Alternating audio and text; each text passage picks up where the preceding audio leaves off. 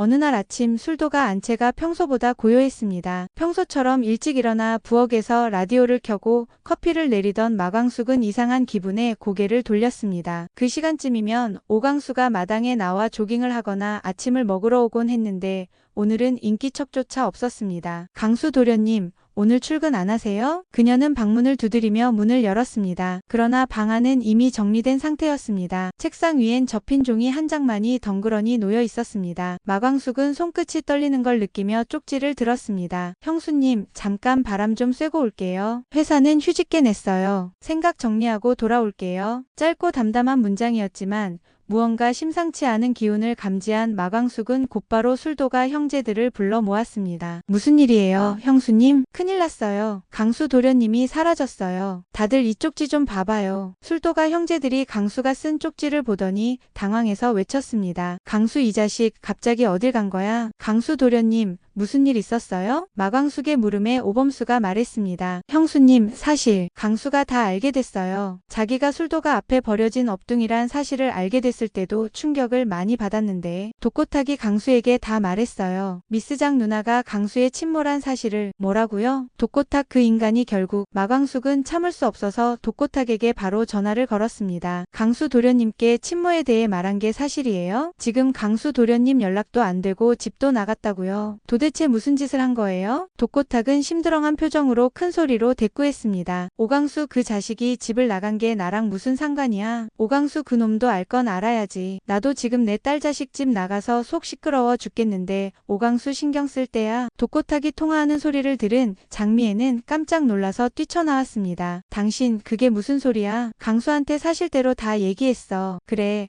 언젠가 알게 될 거 내가 다 얘기했다. 왜? 장미애는 절망스러운 표정으로 외쳤습니다. 당신 어떻게 그걸 그렇게 얘기해버릴 수 있어? 애 상처받을 건 생각도 안 하는 거야? 때가 되면 내가 잘 얘기하려고 했는데 그걸 그냥 말해버리면 어떡해? 지금 제일 배신감 느끼고 상처받은 사람은 바로 나야. 당신은 이 와중에도 오광수 걱정뿐이야. 당신이 무슨 짓을 했는지 봐. 아무리 나한테 복수하기 위해서였다고 해도 어떻게 애한테 그렇게 상처 주는 짓을 할 수가 있어? 그건 아니지. 당신은 날 비난할 자격 없어. 30년 동안 감쪽같이 엄청난 사실을 숨기고 살아온 건 바로 당신이야. 오광수 그놈을 버린 것도 당신이라고. 장미애는 곧장 오광수에게 전화를 걸었습니다. 술도가 형제들도 돌아가며 오광수에게 전화를 걸었지만 오광수는 받지 않았습니다. 도대체 어딜 간 거야? 이 녀석 별일 없어야 할 텐데. 생각해보면 장미애를 집까지 데려다준 그날 이후부터 오광수의 표정은 어딘가 달라져 있었습니다. 그날 이후 그는 말수가 급격히 줄었고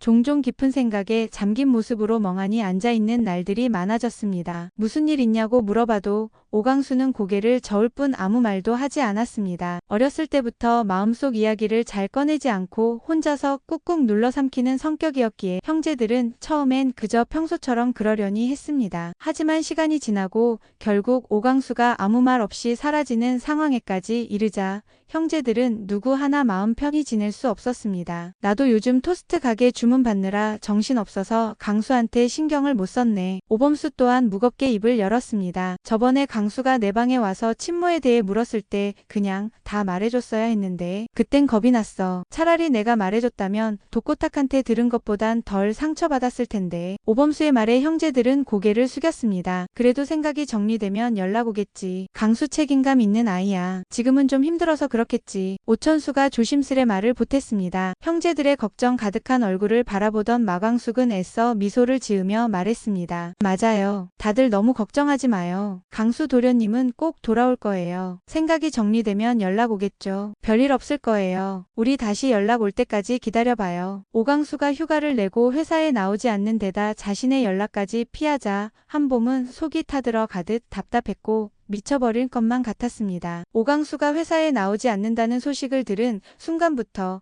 그녀는 뭔가 이상하다는 직감을 떨칠 수 없었습니다. 처음엔 단순한 휴가라고 생각했지만 회사에 나오지 않는 날이 길어지면서 뭔가 이상함을 감지했습니다. 오광수의 전화도 꺼져 있었습니다. 술도가 형제들도 그냥 혼자 정리할 시간이 필요할 거예요 라고 말했지만 한봄은 그 말을 믿을 수 없었습니다. 정리? 무슨 정리를 하겠다고 말도 없이 떠나는 사람이 어디 있단 말인가. 한봄은 휴대폰을 쥐고 밤새 오강수에게 전화를 걸었습니다. 메시지도 남겨봤지만 역시나 연락이 없었습니다. 다음날 한봄은 마광숙에게 전화를 걸어 다급하게 물었습니다. 혹시 강수씨한테 연락 안 왔어요? 저 강수씨가 걱정돼서 미칠 것 같아요. 연락 오면 저한테도 연락 좀 해주세요. 알았어요. 연락 오면 보미씨한테도 알려줄게요. 그런데 혹시 보미씨 강수 도련님 좋아하는 거예요? 네. 한봄은 당황하여 외쳤습니다. 강수 도련님이라면 생각 정리되는 대로 돌아온다고 했으니까 너무 걱정 마요. 한봄과 전화를 끊은 마광숙은 혼자 중얼거렸습니다. 아무래도 보미씨가 강수 도련님을 좋아하는 것 같은데. 그날 이후 한봄은 휴대폰만 들여다보며 하루를 보냈습니다. 회의 중에도 차 안에서도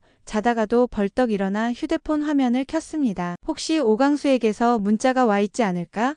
부재중 전화라도 남겨두진 않았을까? 하지만 매번 확인할 때마다 화면엔 아무것도 남아있지 않았습니다. 마치 모든 연결이 끊긴 듯 그에게서 오는 신호는 단 하나도 없었습니다. 왜 아무 말도 없이 사라진 거예요? 어디 있는 거예요? 강수씨. 답답한 마음에 한밤중 불 꺼진 집 안을 서성거리다 거실 소파에 털썩 주저앉은 한봄은 눈을 질끈 감았습니다. 머릿속은 온통 오강수의 마지막 표정, 마지막 말투, 마지막 눈빛으로 가득했습니다. 그날 이후 계속 무언가 불안했습니다. 알 수 없는 이상한 예감 같은 것이 몸 안을 뒤흔들고 있었고 그 예감은 매일 커져만 갔습니다. 하지만 더 답답한 건 따로 있었습니다. 내가 지금 이렇게 걱정한다고 해서 무슨 자격으로 무슨 명분으로 강수씨에게 연락해달라고 말할 수 있지? 우린 그냥 회사 선후배잖아. 아무 사이도 아닌데 그냥 일할 때 가끔 커피 마시고 얘기 좀 했던 사이인데 속으로 그렇게 말해보지만 말끝마다 가슴이 아렸습니다. 내가 걱정하는 건 단순한 안부 때문이 아니야. 그 사람 지금 힘든 걸 아니까 놓치기 싫으니까 그냥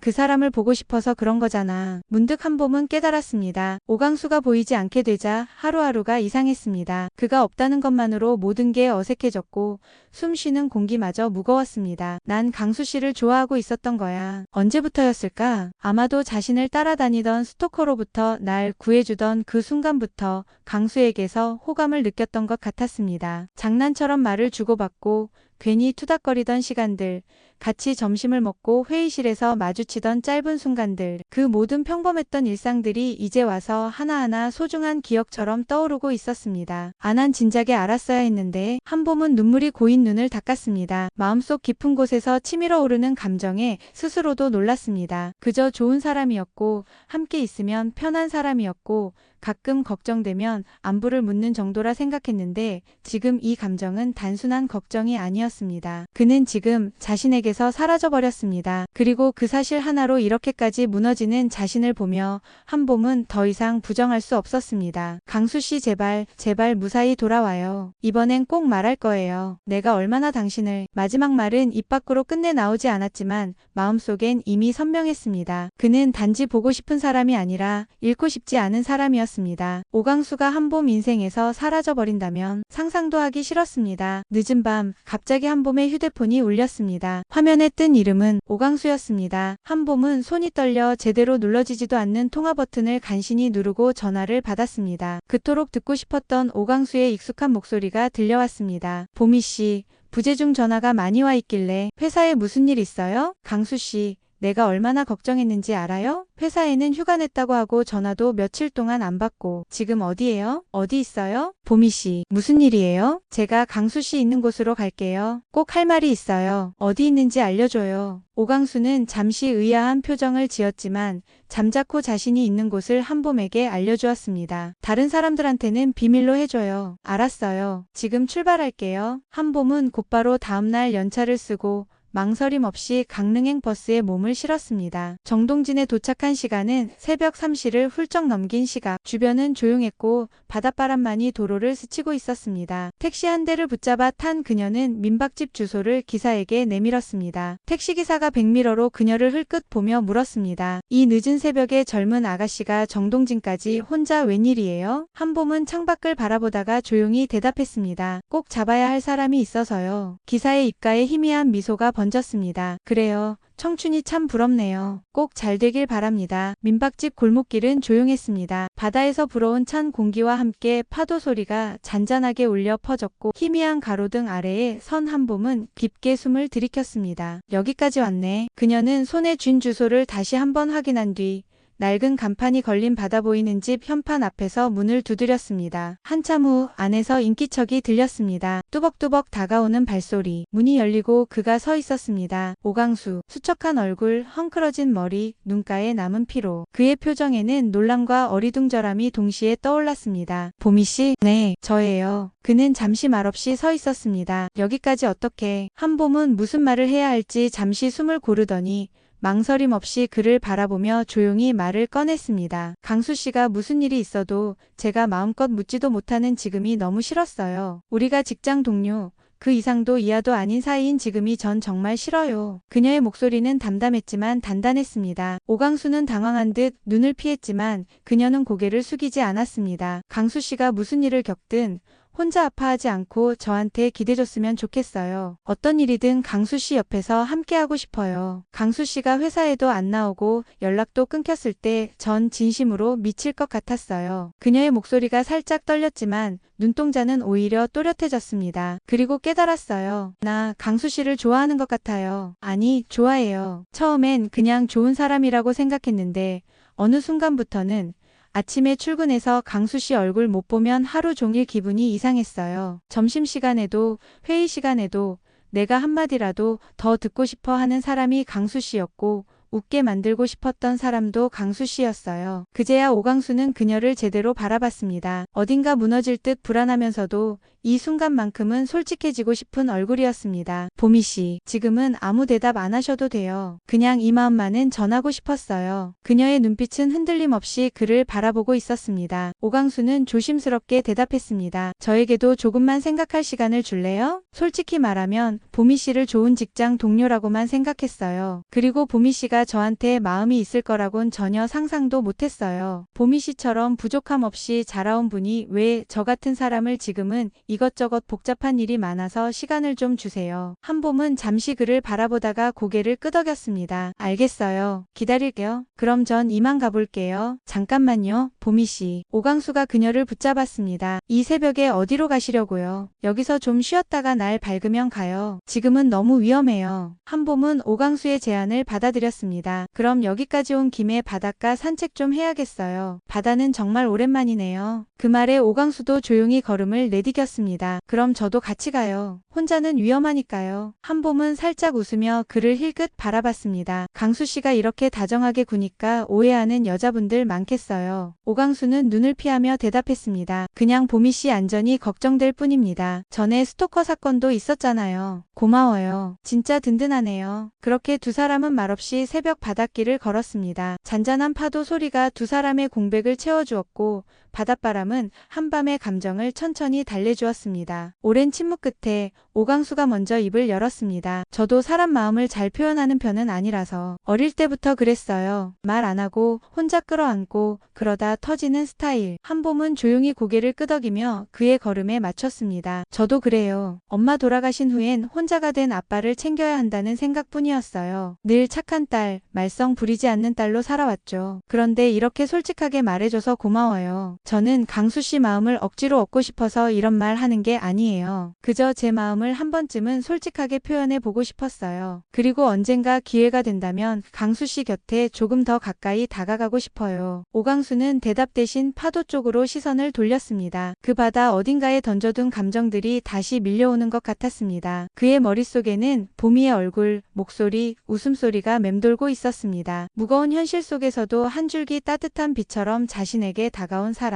그 순간 갑자기 바다에서 큰 파도 소리가 났고 놀란 한봄이 뒤로 물러서다 모래에 발이 푹 빠졌습니다. 중심을 잃는 순간 오강수가 재빠르게 그녀의 손목을 붙잡았습니다. 조심하세요, 보미 씨. 아, 감사합니다. 그녀는 웃으며 고개를 숙였고 오강수는 여전히 그녀의 손을 잡은 채 손끝을 느끼고 있었습니다. 따뜻하고 작고 떨리는 손. 순간 그도 모르게 손을 놓지 못했습니다. 그리고 한참을 그 상태로 멈춰 있었습니다. 이 사람 지금 내 곁에 있다. 그 사실 하나만으로도 오강수의 굳게 닫힌 마음에 작은 균열이 생기기 시작했습니다. 그날 새벽 바다 위로 떠오른 첫 햇살이 수면을 부드럽게 감쌌습니다. 아직은 잔잔한 물결 위로 은빛 햇살이 깃털처럼 내려앉았고 바닷바람은 날카롭지 않고 따뜻했습니다. 오강수는 가만히 그 자리에 멈춰 섰습니다. 한봄은 그의 곁에 조용히 서 있었고 두 사람의 그림자가 젖은 모래 위에 나란히 드리워졌습니다. 그 순간 오강수는 문득 평화롭다는 느낌을 받았습니다. 모처럼 마음이 조용했습니다. 누군가의 시선을 의식하지 않아도 되고 무엇에 쫓기지도 않는 고요한 감정. 숨을 쉬는 것조차 걷는 것조차 모든 것이 자연스럽게 흐르고 있었습니다. 그런 평온 속에서 그는 처음으로 스스로를 돌아보게 되었습니다. 한봄은 옆에서 조용히 해변을 바라보고 있었습니다. 그녀는 아무 말도 하지 않았지만 그 침묵은 오히려 따뜻했습니다. 억지로 끌어내려 하지 않고 대신 옆에 있어주는 사람. 그 존재 자체로 위로가 되는 사람. 지금 이 순간 한봄이 곁에 있어준다는 사실이 새삼 고맙게 느껴졌습니다. 세상이 조금 덜 아프게 느껴졌고